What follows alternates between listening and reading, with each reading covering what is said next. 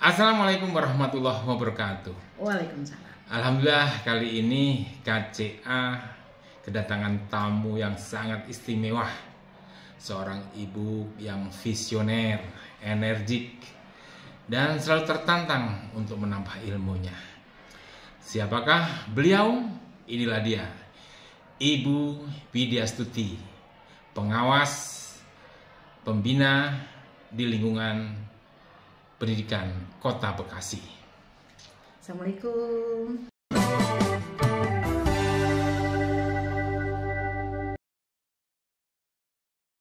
Waalaikumsalam warahmatullahi wabarakatuh. Para sobat, mari kita gali bagaimana beliau meniti karir dan seterusnya. Kita mulai untuk KCA. Ibu Widi, kan kita selaku guru ya, seperti saya sendiri. Saya dulu itu sebenarnya tak ingin jadi guru. Terus terang saja saya pengen jadi jenderal. Tapi bahasa Latinnya itu guru ora klebu, tentara ora klebu meleset jadi guru. Nah, itu bahasa Latinnya begitu. Jadi ketika masuk tentara nggak masuk karena ada sesuatu persyaratan yang tidak penuhi. Akhirnya saya tiba-tiba menjadi guru. Dan ya sekarang menikmati bahkan bangga menjadi guru. Bagaimana dengan Ibu Widi sendiri? Ya, sebetulnya tidak jauh beda Pak Kanto ya. Jadi dulu itu sebetulnya pada saat SMP, karena kebetulan dulu geng saya ceritanya masuk SMA semua. Akhirnya saya juga mendaftarkan NEM dulu, zaman dulu ya Pak, ini ketahuan banget usianya. Dulu NEM saya daftarkan ke SMA diam-diam tanpa sepengetahuan orang tua, karena orang tua saya, terutama ibu saya, menginginkan saya masuk SPG, Sekolah Pendidikan Guru. Dulu satu NEM bisa mendaftar 3, yang satu tetap saya mengikuti, mematuhi anjuran dari ibu saya, masuk SPG. Yang 2 saya daftarkan ke SMA, dan alhamdulillah 3-tiganya diterima. Oh begitu, iya. Nah, jadi sobat, dulu juga termasuk saya, lulus SMP itu bisa daftar kemana-mana. Saya daftar ke STM Perintis, diterima. Ke SMA diterima. Wah, bukan main saat itu. Demikian juga pengalaman Ibu Widi, begitu ya? Iya, betul. Nah, dengan saran dari ibu dan sebagainya, karena saya perempuan, jadi guru saja dan sebagainya, akhirnya saya mengikuti masuk ke SPG, Pak. Iya. Tapi apa yang terjadi di SPG, saya ranking 32 dari 32 siswa. Untung bukan dari 31 siswa ya. Dari 32, rekor kan, Pak. Ya, rekor. Nah, begitu semester 3 saya mulai berpikir lagi, karena ibu saya melihat rapot saya memerah. Iya. Kamu mau, kalau tuh gini terus kamu mau seperti apa? Akhirnya saya berpikir iya juga ya. Akhirnya saya mencoba untuk memperbaiki, dan alhamdulillah langsung bisa ranking lah 10 besar, 5 besar. Dan ketika praktek, akhirnya praktek PPL Pak. Akhirnya saya menikmati bahwa jadi guru itu ternyata asik gitu, dengan tenaga kita dibutuhkan oleh anak-anak, kehadiran kita dibutuhkan oleh anak-anak, ditanyakan dan sebagainya. Itulah itu saya sudah mulai berubah Pak. Gitu. Iya. Pemantiknya apa? Saat itu saya masuk ke sana itu sekali lagi karena kita orang kampung, kurang informasi, sehingga kadang kita ngikut saja. Nah, ini juga para sobat, kalau merintis cita-cita itu memang banyak informasi, banyak tanya, sehingga kita tahu arahnya kemana nantinya. Saya sendiri merasa setelah kuliah ketika PPL, loh saya tuh mau jadi guru tuh. Jadi saat itu baru saya tahu saya akan jadi guru begitu. Nah, pengalaman Ibu ketika PPL itu bagaimana? Perasaan PPL pertama di SPG. Dulu saya PPL di daerah di Banjarnegara ke atas menuju daerah Madukoro namanya. Itu daerah Salak, di perkampungan gitu. Dan saya mulai menikmati aktivitas kegiatan di PPL itu dengan anak-anak SD waktu itu. Saya ngajarin nari, mereka ternyata antusiasnya tinggi karena kita guru PPL kan masih fresh, masih muda-muda. Dan mungkin menyemangati mereka. Akhirnya saya ternyata kebermanfaatan saya ada di sini gitu loh. Iya. Jadi mulai saat itu kembali saya selesai PPL pun masih beberapa kali balik ke SD tempat saya PPL untuk mengajar gitu dengan sukarela gitu, diberi Pak. kesempatan untuk Iya. mengajar. Sampai sudah saya akhirnya ya mau tidak mau karena sudah SPG, saya masuklah IKIP gitu. Dan pada saat di IKIP pun ketika saya libur, saya masih tetap ke guru-guru pada saat PPL dan ketemu dengan siswa. Kan Itu. ini kita hidup di zaman pergantian. Iya. IKIP itu apa sih, Bu? Institut Keguruan dan Ilmu Pendidikan. Oh, iya, Kalau dulu iya. saya di IKIP Iya, Jakarta, Pak. iya. Sekarang berubah Sekarang jadi berubah UNJ. namanya UNJ. Universitas Begitu Negeri yang Jakarta. untuk generasi sekarang dulu namanya IKIP. Institut Keguruan dan Ilmu Pengetahuan. Sekarang UNJ, Universitas Negeri Jakarta. Wah, ya.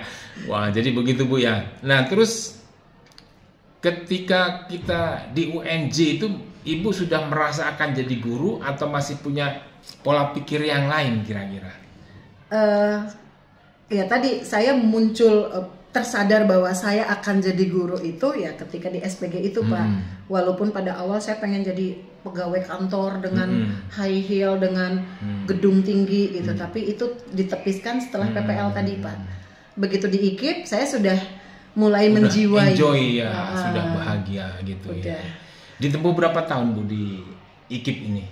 IKIP kalau tidak salah saya 4 tahun. Oh, super. 4 tahun. Persis kontraknya 4 tahun. Iya. Nah, setelah lulus, kemudian apakah kan pengalaman tuh ada yang honor dulu di swasta atau langsung daftar di pegawai negeri kemudian dapat. Nah, itu bagaimana dengan nasib Ibu setelah lulus saat itu? Ya, pada saat itu saya 97 sudah ada pendaftaran. Oh, ketika saya masih kuliah di semester 5, saya sudah mulai menjadi tenaga honor, guru honor. Oh, iya, waktu iya. itu di SMP Negeri 4 Kota Di Bekasi. SMP 4 Kota Bekasi. Oh, iya iya. Saya honor sampai lulus, Pak. Sampai lulus.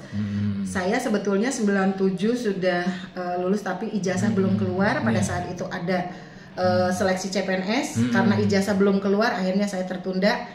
Di 98 saya baru daftar dan alhamdulillah pendaftaran pertama saya langsung diterima di CPNS. Mungkin rezeki saya ya, Pak. Iya. Karena saya sudah bertekad bulat untuk menjadi guru itu, Pak. Mungkin itu doa dari Iya. ibu saya. Jadi kalau pengalaman honor, Ibu ya, saya ketika lulus kemudian honor di sekolah swasta itu honornya itu 350, 150. Wah, itu sudah bahagia banget. Tapi kalau Ibu kan sudah di daerah kota nih. Honor pertama berapa itu kira-kira, jadi pengalaman untuk kita lah. Iya, sepertinya honor Pak Kamto jauh lebih besar daripada saya. Oh, Ya. Pada saat itu sampai saya menikah honor itu saya sampai menikah itu masih honor ya, Pak. Itu honor pada saat itu 72.000 dan saya tinggal agak jauh dari sekolah. Itu transportnya lebih dari 100.000. Iya iya. Iya. Tapi saya menikmati gitu untuk kegiatan itu karena saya berpikirnya ini adalah pengalaman yang luar biasa untuk saya, yang nantinya akan saya pergunakan itu pengalaman itu pada saat cita-cita saya ketika saya sudah PNS, pasti saya akan melakukan hal yang sekarang saya lakukan. Itu, Pak, menimba ilmu. Iya, menimba ilmu. Nah, begitu sobat. Kalau kami ini punya pengalaman di tahun 90-an, 2000-an, itu kita honor tuh ya nggak ada akan orang mau melihat. Karena benar-benar ikhlas lahir batin. Ikhlas lahir batin antara pengeluaran dan pemasukan itu ya tidak pernah seimbang. Tapi jiwa pendidik ini yang terus ada dan akhirnya alhamdulillah sekarang untuk menjadi seorang guru seleksinya ketat dan hal-hal yang lain juga sudah baik-baik saja. Selanjutnya perkembangan Ibu, karir Ibu ini seperti apa setelah masuk pegawai negeri dan sekarang alhamdulillah sudah menjadi pengawas, super sekali untuk Ibu. Amin. Bagaimana Ibu? Ya, pada saat itu ketika saya diterima menjadi CPNS, saya berproses lah ya seperti biasanya, dan dulu CPNS saya di SMP Negeri 10 Kota Bekasi. SMP Negeri Kemudian 10, ketika saya menjadi PNS, kebetulan SMP 26 adalah filial dari SMP 10. Saya berpindah ke 26 dan sekian belas tahun, mungkin 18 tahun ya. Saya dari 98 sampai 2000 berapa tahun, Pak? Banyak tahun lah. Banyak tahun pokoknya sudah top lah. Nah, pada tahun 2017 kebetulan ada pendaftaran seleksi pengawas. Jadi saya tidak melewati kepala sekolah dulu, saya langsung ikut seleksi pengawas dan alhamdulillah saya dinyatakan lulus dan dapat SK. Dapat SK. Wah, hebat sekali. Kan pengawas itu ada jenjang-jenjang ya. Ada hanya pengawas pembina tingkat sekolah. Nah, kalau karir Ibu sebagai pengawas ini pengawas apa saja? Umpamanya jadi instruktur ini. Nah, itu apa saja kira-kira Ibu? Iya. Saya merasakan ketika saya jadi pengawas itu kesempatan untuk pengembangan diri saya itu lebih bisa tereksplor, bisa saya saya gapai gitu lah ya Pak. Jadi pada saat ada pendaftaran asesor akreditasi sekolah BAN SM, Badan Akreditasi Nasional, saya ikut pada tahun 2000 dan alhamdulillah saya lulus karena untuk saat ini tidak semua pengawas juga bisa menjadi asesor, tidak seperti dulu. Kalau dulu pengawas otomatis menjadi asesor. Nah, ketika tahun 2000 udah mulai ada seleksi itu dan alhamdulillah saya lulus. Kemudian untuk pengawas ini kesempatan menjadi asesor juga luas ya. Kemarin ada pendaftaran lagi pada setahun yang lalu ada pendaftaran asesor PPG Prajabatan gitu. Saya ikut dan alhamdulillah juga dinyatakan lulus. Diterima juga. Kemudian dari asesor PPG ada lagi kesempatan untuk menjadi asesor calon guru penggerak dan alhamdulillah saya masuk juga di situ. Hebat. Jadi pengembangan diri saya asah untuk pendidikan di Indonesia khususnya di Kota Bekasi. Gitu. Wah, Ibu Widi ini memang benar-benar seperti yang saya sampaikan, energik, berkompeten, dan senang dengan tantangan-tantangan ilmu. Amin. Nah, sekarang Bu Widi, untuk mengembangkan kompetensi setelah S1, S2, apakah juga melanjutkan untuk menjadi lebih berkembang lagi nih ilmunya ke S3 gitu? Bagaimana coba?